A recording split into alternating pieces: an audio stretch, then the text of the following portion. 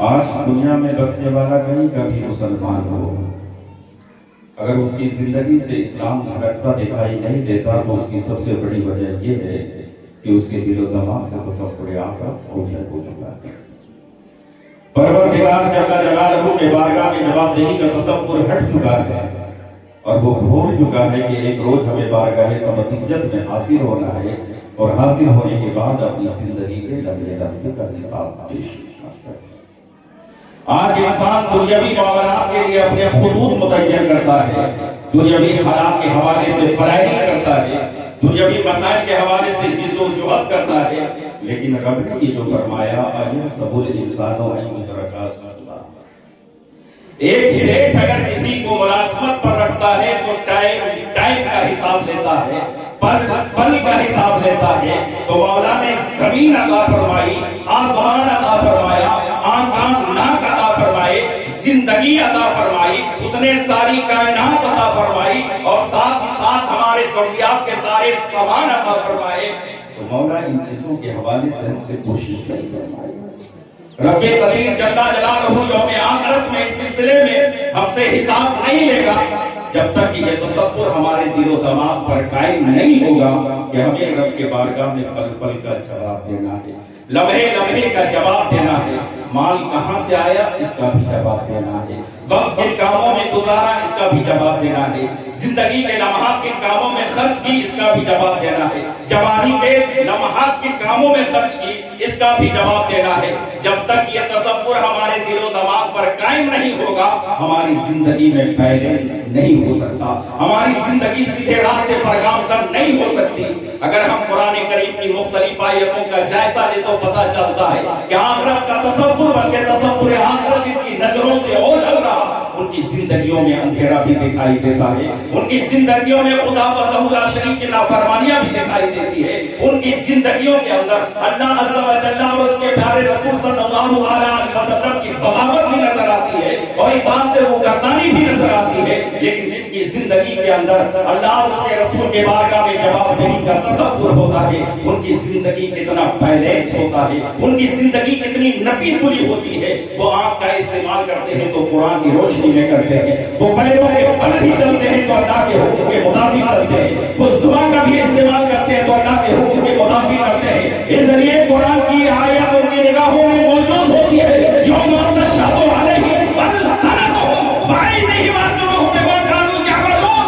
آج قرآن سے رشتہ کمزور ہو گیا ہے، تصور آخرت سے ہم کافی ہو گئے، یہی وجہ ہے کہ آج ہماری بدکرداریوں کی مثال، آج ہماری برائیوں کی مثال، آج ہماری غلط روش کی بنیاد پر اسلام کا چہرہ، اسلام کا حسن جو معاشرے کے اندر اور پوری دنیا میں نمایاں طور پر نظر آنا چاہیے وہ نظر نہیں آ رہا۔ میں یقین کے ساتھ کہتا ہوں 1400 سال پہلے رسول اعظم کے صحابہ نے اسلام پیش کرنے کے لیے اپنی زندگی کو مکمل اسلام بنا دی تھی، اس لیے وہ جہاں سے گزر جاتے تھے اسلام و حیات کے ساتھ اور زندگی کے ساتھ تاثیر دکھائی دیتا۔ مولا حساب لے گا، یہ آنکھ، یہ کان، یہ دل کن کاموں کے لیے پوچھو شخص سے آپ کی نیت جس کے پاس بینائی موجود نہیں، لیکن پوچھو اس شخص سے بھی آپ کی اہمیت جو اپنی روشنی کی بینائی کو سلب ہونے کی دعا کرتا ہے۔ تاجدار مدینہ صلی اللہ علیہ وسلم کے پردہ فرمانے کے بعد ایک صحابی رسول بارگاہ سمجھت میں عریضہ پیش کرتے ہیں، اللہ میری آنکھوں کی روشنی چھل لے، مجھے نبی نہ کر دے۔ پوچھنے والوں نے پوچھا کہ اس دعا کی وجہ کیا ہے؟ لوگ اللہ رب العزت کے بارگاہ میں آنکھوں کی روشنی کی بھیک مانگا کرتے اور تم بینائی کی سلب ہونے کی دعا کر رہے ہیں۔ جواب دیتے ہیں جن آنکھوں میں جلوائے مصطفیٰ صلی اللہ علیہ وسلم سمایا ہوا ہے، اب میں ان آنکھوں سے کسی اور کو دیکھنا نہیں چاہتا۔ اسی لیے مفتی اعظم ہند فرماتے ہیں تمہیں نہ دیکھا تو کس کام کی ہے یہ آنکھیں، تمہیں نہ دیکھا تو کس کام کی ہے یہ آنکھیں کہ دیکھنے کی ساری بہار ہے۔ آج آنکھوں کا استعمال کا صحیح طریقہ ختم ہو گیا، آج کا مسلمان اپنی آنکھوں کو غلط کاموں میں خرچ کر رہا ہے. جن چیزوں کو خدا وحدہ لا شریک نے نہ دیکھنے کا حکم دیا ہے انہی چیزوں کو آج مسلمان دیکھ رہا ہے. قرآن کہتا ان السمع والبصر والفؤاد کل اولئک کان عنہ مسئولا. کیا دیکھنا چاہیے ان آنکھوں سے؟ تو میرے آقا ارشاد فرماتے ہیں نظرۃ الی الکعبۃ، آنکھوں سے کعبہ دیکھنا عبادت، مائے زمزم کو دیکھنا عبادت، علماء باعمل کو دیکھنا عبادت، ماں باپ کے چہرے کو شفقت و محبت سے دیکھنا عبادت. آج کی اس محفل میں شرکت کرنے والوں، میری اس گفتگو سے یہ پیغام لے کر جاؤ کہ تم اپنی نگاہوں کی حفاظت کرو گے، اور جب تم کسی راہ سے گزرو گے تو تمہاری یہ جھکی ہوئی نگاہیں تمہیں خود بتا دیں گی کہ تیرے سینے میں کس کی محبت موجود ہے. ورنہ اللہ رب العزت کے بارگاہ میں کیا جواب دو گے؟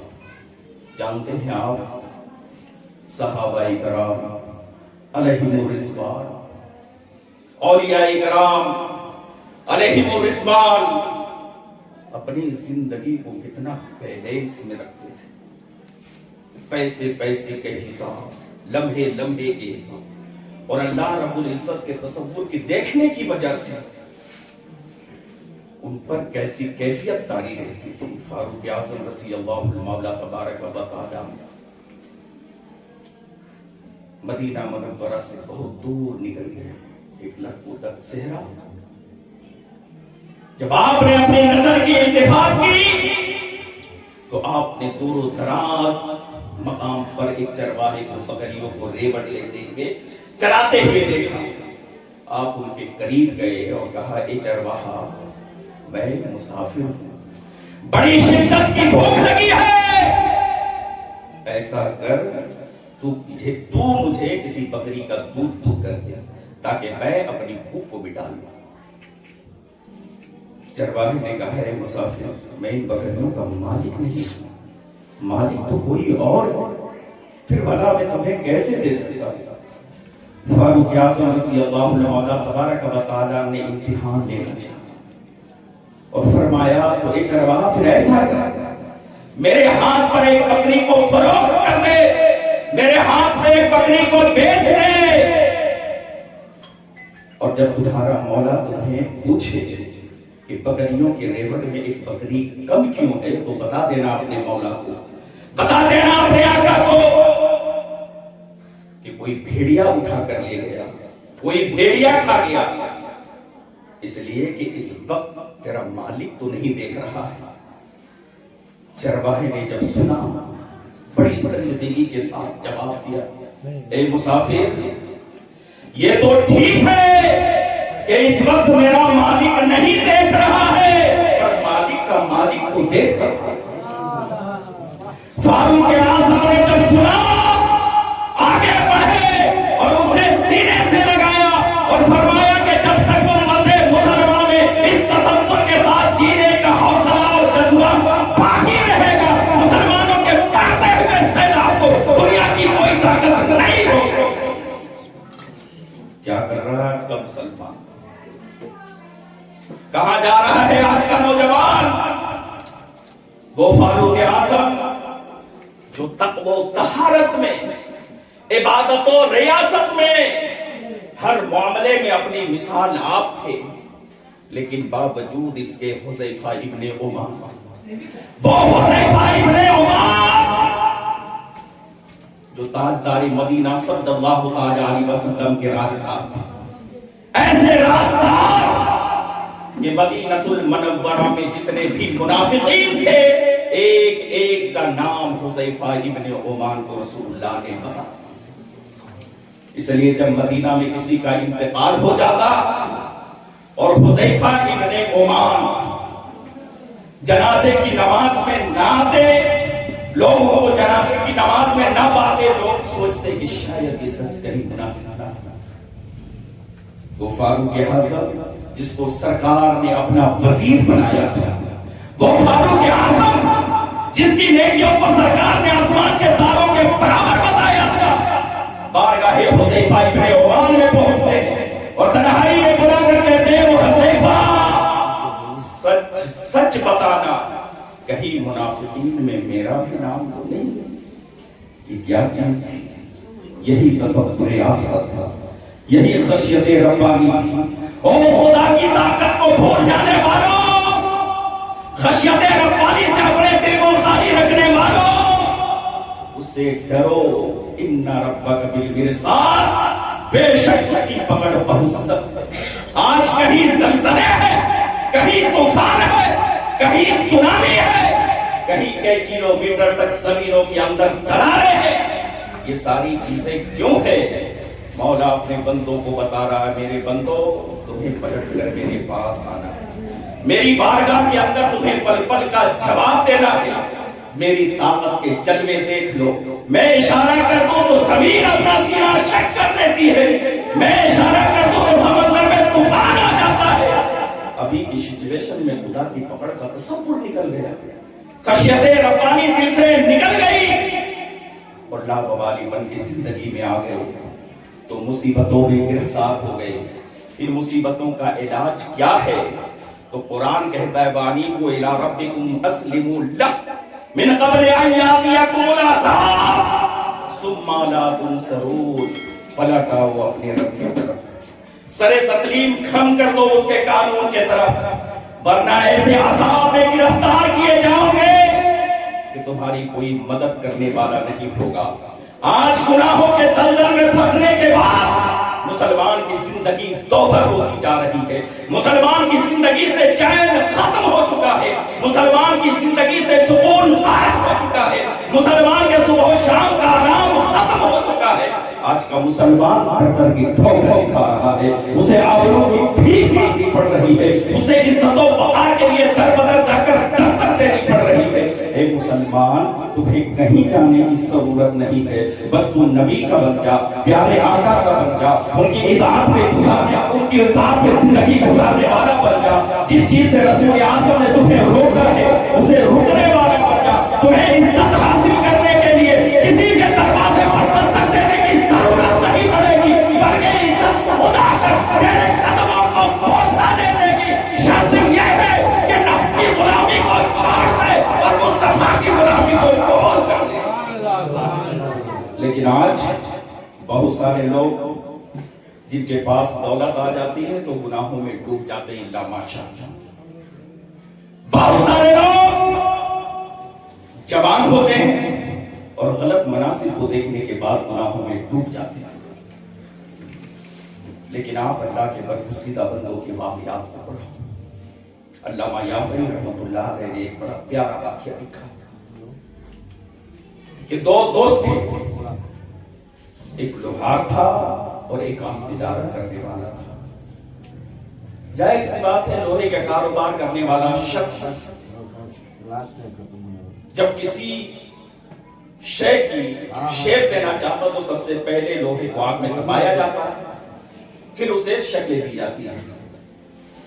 تو وہ لوہار جب لوہے کو آگ میں ڈالتا، اس لوہے کو آگ سے نکالنے کے لیے وہ کسی اوزار کا سہارا نہ لیتا، بلکہ اپنے ہاتھ کو ڈالتا، لوہے کو نکالتا اور اسے کوئی شیپ دے دیتا۔ اس کے تاثیر دوست نے پوچھا، میں یہ سمجھ نہیں پا رہا کہ تو اپنے ہاتھ کو آگ میں ڈالتا ہے اور تیرے ہاتھوں پر آگ کا اثر کیوں نہیں ہوتا؟ اس لوہار نے اپنی شگفتگو سنائی کہ غربت کے زمانے میں میں نے ایک لڑکی کو دیکھا جس کی محبت میرے سینے میں پیدا ہو گئی، لیکن میں اسے نہ پا سکا۔ اللہ نے میری غربت کو دور فرمائی اور میں نے خوب مال کمایا اور شہر میں بڑے تاجر کی حیثیت سے میرا نام روشن ہوا۔ پھر اسی سال اس شہر میں قحط پڑا، بڑے بڑے رئیسوں کے دروازے پر بھیک مانگنے والوں کی قطار تھی، میرے دروازے کے باہر بھی مانگنے والوں کی قطار تھی۔ اور جب میں قطار میں آنے والے لوگوں کی جھولیاں بھر رہا تھا، ایسے میں ایسا بھی وقت آیا کہ میں نے اس عورت کو دیکھ لیا جس کی محبت میرے سینے میں موجود تھی، جسے پانے کی کوشش کے باوجود میں نہ پا سکا تھا۔ میں نے اس کی غربت کا فائدہ اٹھانا چاہا اور میں نے پہلی فرصت میں کہا تو میرا سوال پورا کر دے، میں تیرا سوال پورا کر دوں۔ عورت باغیرت تھی، اس نے سنا، قطار سے نکلی اور چپ چاپ اپنے گھر چلی گئی۔ کچھ دیر بعد پھر وہی عورت قطار میں آئی، باری آنے پر پھر اس نے کہا تو میرا سوال پورا کر دے، میں تیرا سوال پورا کر دوں۔ عورت قطار سے نکلی اور چپ چاپ اپنے گھر چلی گئی، اور جب گھر پہنچی تو دیکھا بچے بھوک سے بلک رہے، تڑپ رہے، ماں کی ممتا بیدار ہوئی، پھر قطار میں آئی، باری آنے پر پھر اس نے کہا تو میرا سوال پورا کر دے، میں تیرا سوال پورا کر دوں گا۔ عورت باغیرت تھی، باحیا تھی، باکردار تھی، اللہ اور اس کے رسول کی محبت اس کے سینے میں موجود تھی۔ اس نے کہا اے رئیس ذرا کان کھول کر سن لے، میرا ایک ایک بچہ اگر بھوک سے بلک بلک کر مر جائے یہ تو مجھے کمانا ہے، لیکن نبی کے نافرمانی کا دعویٰ لگتا ہے یہ مجھے کمانا ہے۔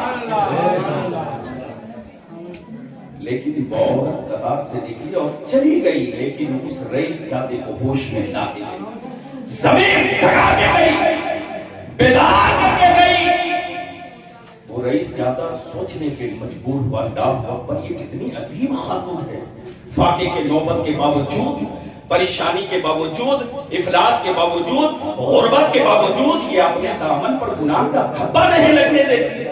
میں کیسے ظالم ہوں، شکم شیر ہو کر کھا رہا ہوں، کھانے پینے کی ساری چیزیں موجود، سرمایے کی کثرت موجود، اور میں گناہ کرنے جا رہا ہوں۔ یقیناً وہ عورت مجھ سے زیادہ مالدار ہے اور مجھ سے زیادہ ابھی ہے۔ بس اس رئیس نے یہ طے کر لیا کہ اب اگر وہ عورت آتی ہے تو اسے کسی چیز کا مطالبہ نہیں کرے گا۔ کچھ دیر بعد پھر وہی عورت قطار میں آئی، باری آنے پر وہ شخص اندر گیا، ڈھیر سارا ساز و سامان لایا، اور لانے کے بعد اس عورت کے قدموں میں لا کے رکھ کے کہا بہن اسے قبول کر لے۔